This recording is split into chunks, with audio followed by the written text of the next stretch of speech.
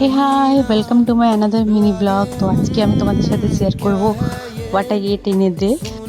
ফার্স্টে মর্নিংটা স্টার্ট করলাম কিছু আলমন্ড আর চিয়া সিড দিয়ে, কিছুক্ষণ পরে একটু কফি অ্যান্ড দেন ব্রেকফাস্টে দিদি বানিয়েছিল একটু স্পাইসি ম্যাগি। আগের দিন রাত্রেবেলায় এমনি জাস্ট একটু আইসক্রিম বসিয়েছিলাম, তো সেটা দেখলাম যে বেশ ভালোভাবে ফ্রিজ হয়ে গেছে।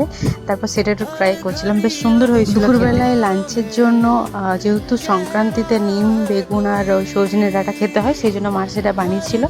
তার সাথে পটল চিংড়ি, মাছের কালিয়া, আর হচ্ছে এত প্রচণ্ড গরমের পরে যখন বৃষ্টি হয় না, তখন সত্যি মনটা ভালো হয়ে যায় আর গাছগুলো একটু আরাম পায়। তো বৃষ্টি হয়েছিল আগের দিন বিকেলবেলায়, তো তারপরে রোদ উঠেছিল এবং বেশ সুন্দর রেনবোও দেখাচ্ছিল, তোমরা দেখতে পাবে। বৃষ্টি থামার পর আমি চলে গেছিলাম টিউশন পড়াতে, আর টিউশন পড়ানোর সময় ওদের বাড়ি থেকে বেরিয়ে পরে দেখছিলাম যে বেশ সুন্দর পাহাড়ের দিকটা রেনবো উঠেছিল।